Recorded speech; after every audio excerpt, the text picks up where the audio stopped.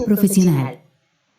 El auditor aplicará su juicio profesional en la planificación y ejecución de la auditoría de estados financieros. El juicio profesional es esencial para realizar una auditoría adecuadamente. Esto se debe a que la interpretación de los requerimientos de ética aplicables y de las NIA, así como las decisiones informadas que son necesarias durante toda la auditoría, no es posible sin aplicar a los hechos y a las circunstancias el conocimiento y la experiencia relevantes. El juicio profesional es necesario, en especial, en relación con las decisiones a tomar sobre lo siguiente: la importancia relativa y el riesgo de auditoría, la naturaleza, el momento de realización y la extensión de los procedimientos de auditoría utilizados para cumplir los requerimientos de las NIA y obtener evidencia de auditoría, la evaluación acerca de si se ha obtenido evidencia de auditoría suficiente y adecuada, y si es necesario hacer algo más para alcanzar los objetivos de las NIA y, de ese modo, los objetivos globales del auditor. La evaluación de los juicios de la dirección en la aplicación del marco de información financiera aplicable a la entidad. Las conclusiones expresadas sobre la base de la evidencia de auditoría obtenida, por ejemplo, al valorar y la razonabilidad de las estimaciones realizadas por la dirección al preparar los estados financieros. Lo que caracteriza el juicio profesional que se espera de un auditor es el hecho de que sea aplicado por un auditor cuya formación práctica y cuyos conocimientos y experiencia facilitan el desarrollo de las competencias necesarias para emitir juicios razonables. La aplicación del juicio profesional, en un caso concreto, se basa en los hechos y en las circunstancias que el auditor conoce. La realización de consultas sobre cuestiones complejas o controvertidas en el transcurso de la auditoría, tanto dentro del propio equipo del encargo como entre el equipo del encargo y otros a nivel adecuado dentro o fuera de la firma de auditoría, tal como requiere la NIA 220, facilita al auditor la formación de juicios razonables y fundados. El juicio profesional se puede evaluar considerando si refleja una aplicación competente de los principios de auditoría y de contabilidad y si, por una parte, es adecuado teniendo en cuenta los hechos y las circunstancias conocidos por el auditor hasta la fecha del informe de auditoría y si, por otra parte, es congruente con dichos hechos y circunstancias. El juicio profesional debe ser ejercido durante toda la auditoría y se debe documentar adecuadamente. A este respecto, se requiere que el auditor prepare la documentación de auditoría suficiente para permitir que un auditor experimentado, sin relación previa con la auditoría, comprenda los juicios profesionales significativos formulados para expresar conclusiones sobre cuestiones significativas surgidas durante la realización de la auditoría. El juicio profesional no debe ser aplicado como justificación de decisiones que no estén respaldadas por los hechos y circunstancias del encargo o por evidencia de auditoría suficiente y adecuada. Ejemplos. A continuación, se describen algunos ejemplos para emplear el juicio profesional. Al determinar la importancia relativa, el auditor debe emplear el juicio profesional, considerando factores como el tipo de industria, el importe de los rubros más representativos de los estados financieros, las condiciones económicas que afectan a la entidad y los factores internos y externos que afectan la organización. Si en el rubro de clientes hay una cuenta por cobrar por 200,000 pesos que esté pendiente desde hace más de un año, pero la administración no la ha considerado como parte de la estimación de la cuenta de dudoso cobro, aunque la política de la entidad es incluir en dicha estimación todas las cuentas cuya antigüedad es mayor de un año. Sin embargo, la entidad le indica al auditor que no la consideró en la estimación debido a que firmó un convenio con el cliente donde se ofreció como garantía de pago un equipo de transporte con un valor de 150,000 pesos. En este caso, el auditor debe utilizar su juicio profesional y solo considerar en la estimación de cuentas incobrables el valor de 50,000 pesos. importe que la entidad no tiene garantizado recuperar. Evidencia de auditoría suficiente y adecuada. Con el fin de alcanzar una seguridad razonable, el auditor obtendrá evidencia de auditoría suficiente y adecuada para reducir el riesgo de auditoría a un nivel aceptablemente bajo que, en consecuencia, le permita expresar conclusiones razonables en las cuales basar su opinión. Suficiencia y adecuación de la evidencia de auditoría. La evidencia de auditoría es necesaria para fundamentar la opinión y el informe de auditoría. Tiene naturaleza acumulativa y se obtiene principalmente de la aplicación de procedimientos de auditoría en el transcurso de la auditoría. No obstante, también puede incluir información obtenida de otras fuentes, tales como auditorías anteriores, siempre que el auditor haya determinado si se han producido cambios desde la anterior auditoría que puedan afectar su relevancia para la auditoría actual, o los procedimientos de control de calidad de la firma de auditoría para la aceptación y continuidad de clientes, además de otras fuentes de dentro y fuera de la entidad. Los registros contables de la entidad son una fuente importante de evidencia de auditoría. Asimismo, la información que puede ser utilizada como evidencia de auditoría puede haber sido preparada por un experto empleado o contratado por la entidad. La evidencia de auditoría comprende tanto la información que sustenta y corrobora las afirmaciones de la dirección como cualquier información que contradiga dichas afirmaciones. Además, en algunos casos, la ausencia de información, por ejemplo, la negativa de la dirección a proporcionar una manifestación que se le haya solicitado, se utiliza por el auditor y, en consecuencia, constituye también evidencia de auditoría. La mayor parte del trabajo del auditor para formarse una opinión consiste en la obtención y evaluación de evidencia de auditoría. La suficiencia y adecuación de la evidencia de auditoría están interrelacionadas. La suficiencia es la medida cuantitativa de la evidencia de auditoría. La cantidad necesaria de evidencia de auditoría depende de la valoración del auditor acerca del riesgo de que existan incorrecciones. Cuanto mayores sean los riesgos valorados, mayor evidencia de auditoría podrá ser requerida, así como de la calidad de dicha evidencia de auditoría. Cuanto mayor sea la calidad, menor será la cantidad requerida.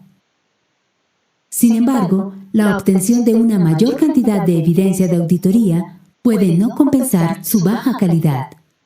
La adecuación es la medida cualitativa de la evidencia de auditoría, es decir, su relevancia y fiabilidad para fundamentar las conclusiones en las que se basa la opinión del auditor. La fiabilidad de la evidencia se ve afectada por su naturaleza y procedencia, y depende de las circunstancias concretas en las que se obtiene.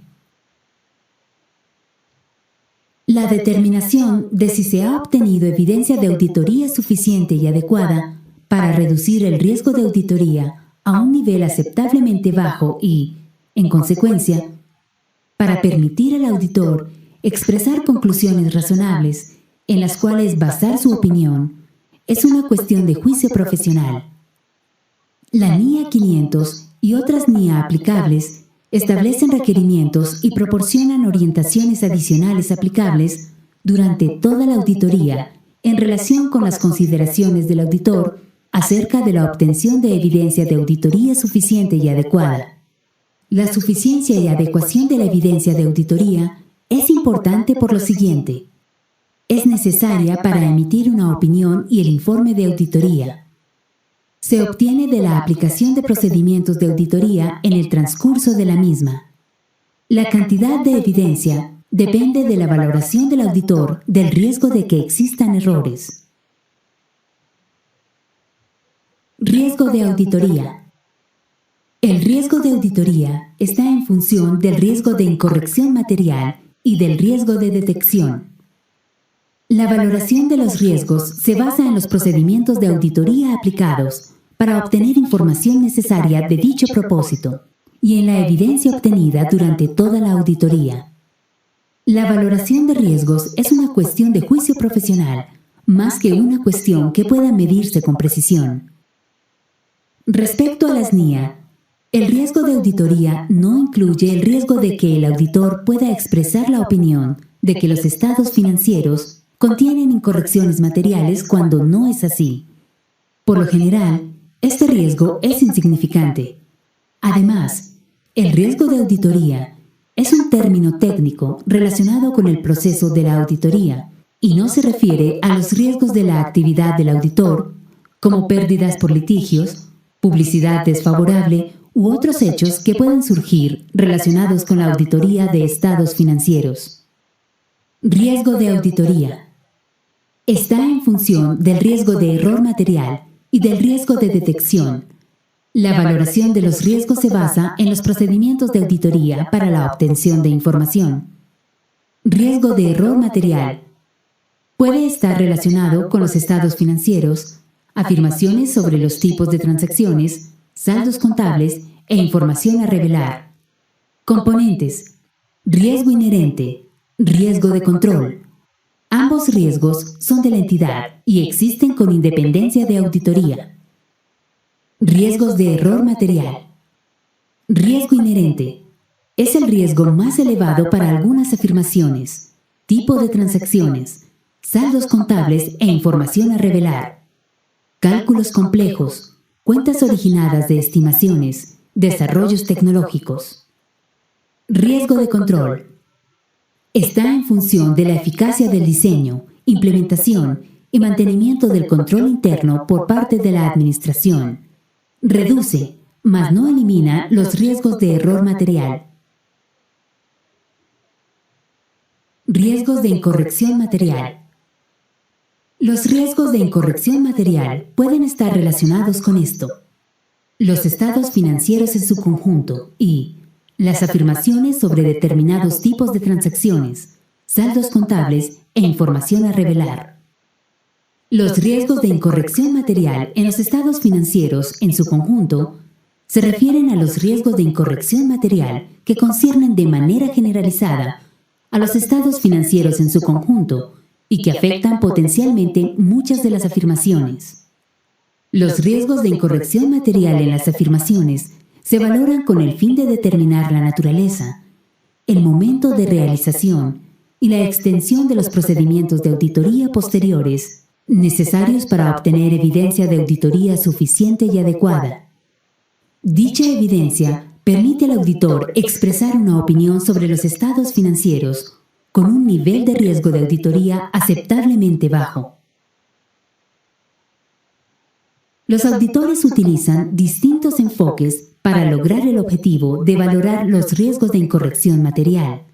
Por ejemplo, el auditor puede utilizar un modelo que exprese la relación general entre los componentes del riesgo de auditoría en términos matemáticos para alcanzar un nivel aceptable de riesgo de detección. Algunos auditores encuentran de utilidad dicho modelo en la planificación de los procedimientos de auditoría. Los riesgos de incorrección material en las afirmaciones tienen dos componentes: el riesgo inherente y el riesgo de control. El riesgo inherente y el riesgo de control son riesgos de la entidad y existen con independencia de la auditoría de los estados financieros. El riesgo inherente. El riesgo inherente es más elevado para algunas afirmaciones y algunos tipos de transacciones, saldos contables o información a revelar relacionados que para otros. Por ejemplo, puede ser más elevado en el caso de cálculos complejos o de cuentas integradas por importes obtenidos de estimaciones contables sujetas a una significativa incertidumbre en la estimación. Las circunstancias externas que originan riesgos de negocio pueden también influir en el riesgo inherente. Por ejemplo, los desarrollos tecnológicos pueden convertir un determinado producto en obsoleto, haciendo que las existencias sean, por lo tanto, más susceptibles de sobrevaloración. Ciertos factores de la entidad y de su entorno, relacionados con varios o con todos los tipos de transacciones, saldos contables o información a revelar, pueden también incidir en el riesgo inherente relacionado con una afirmación específica. Dichos factores pueden incluir, por ejemplo, un fondo de maniobra insuficiente para continuar las operaciones o un sector en declive caracterizado por un gran número de fracasos empresariales. El riesgo de control.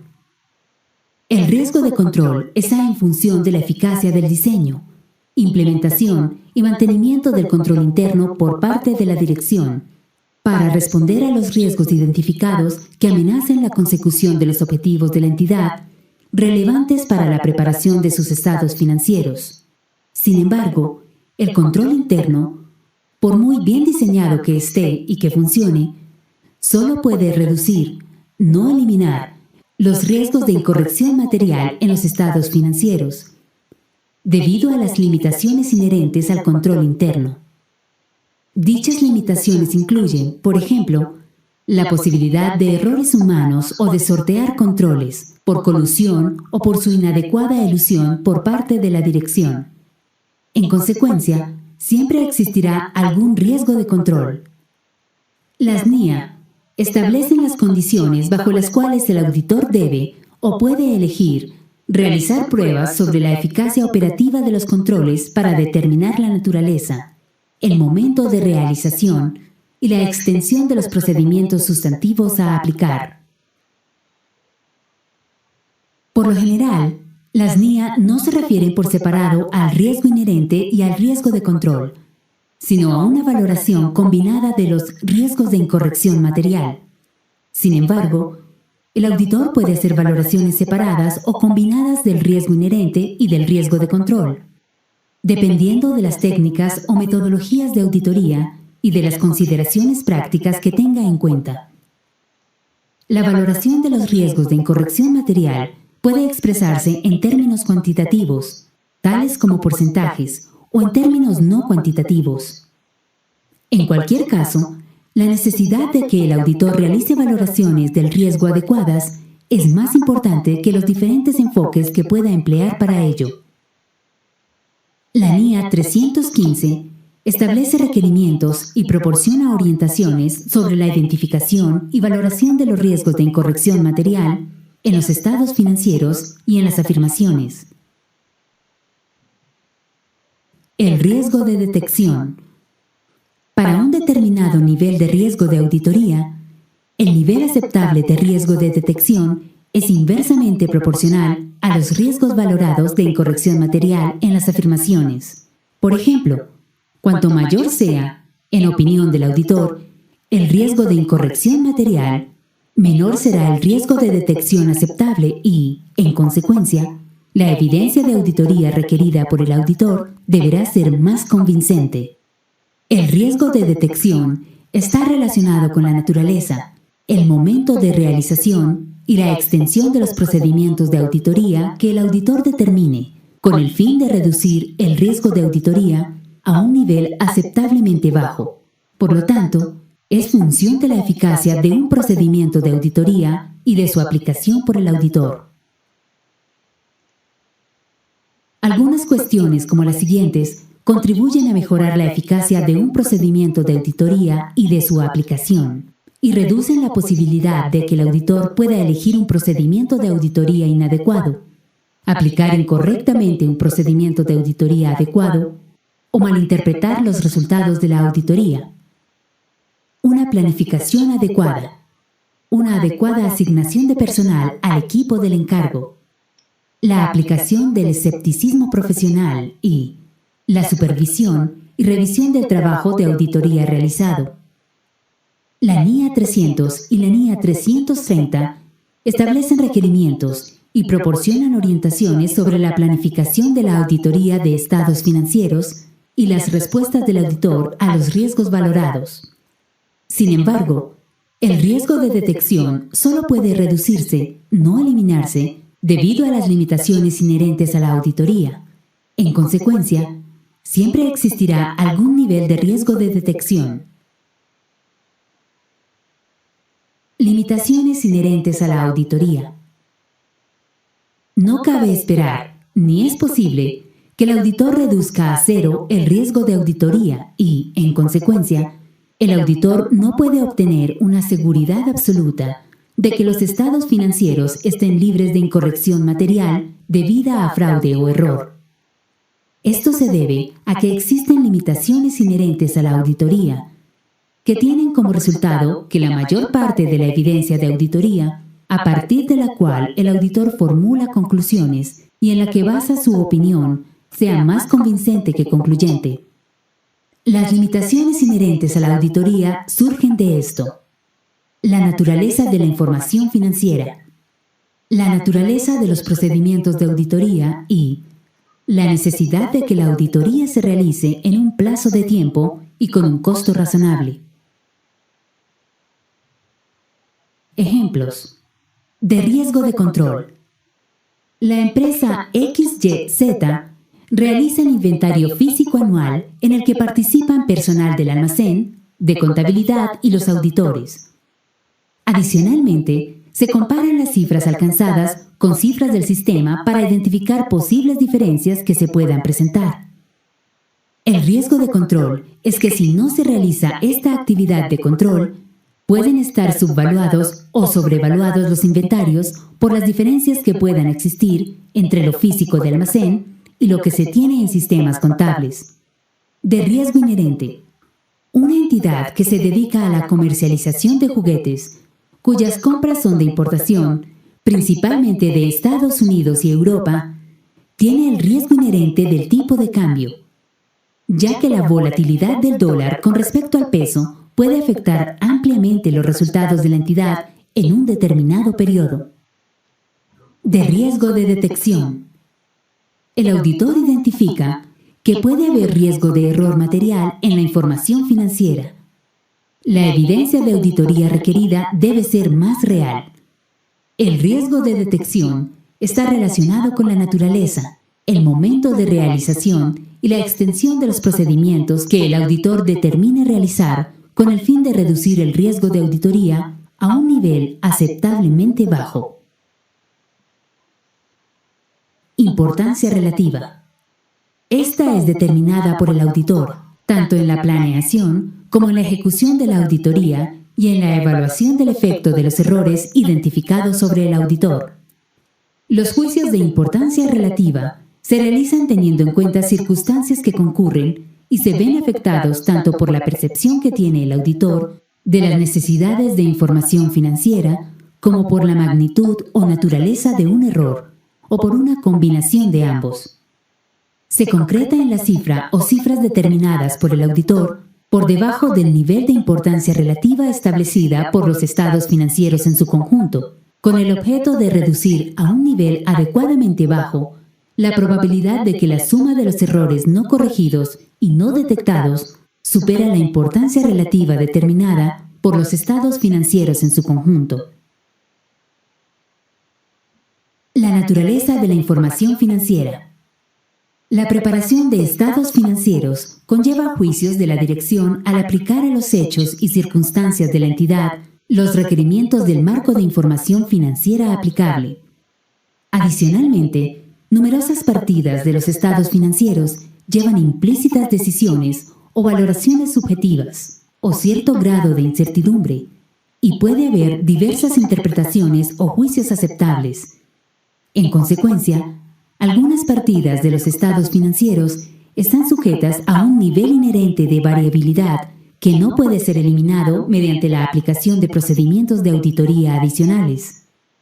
Por ejemplo, este es, con frecuencia, el caso de determinadas estimaciones contables. No obstante, las NIA requieren que el auditor examine específicamente si las estimaciones contables son razonables en el contexto del marco de información financiera aplicable y de las correspondientes revelaciones de información, así como de los aspectos cualitativos de las prácticas contables de la entidad, incluidos los indicadores de posible sesgo en los juicios de la dirección. La naturaleza de los procedimientos de auditoría. Existen limitaciones prácticas y legales a la capacidad del auditor de obtener evidencia de auditoría. Por ejemplo, existe la posibilidad de que la dirección u otros puedan no proporcionar, de manera intencionada o no, toda la información que sea relevante para la preparación de los estados financieros, o que haya solicitado el auditor.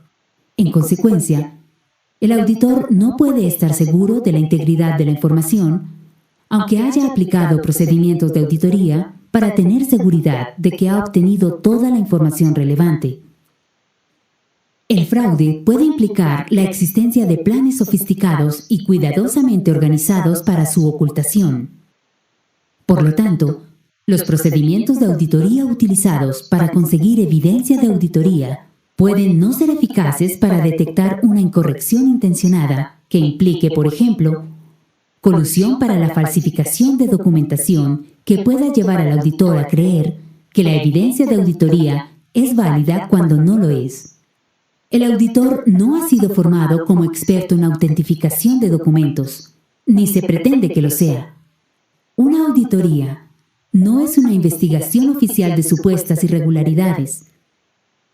En consecuencia, el auditor no tiene poderes legales específicos como el de llevar a cabo registros, lo cual puede ser necesario para una investigación de ese tipo. www.auditul.org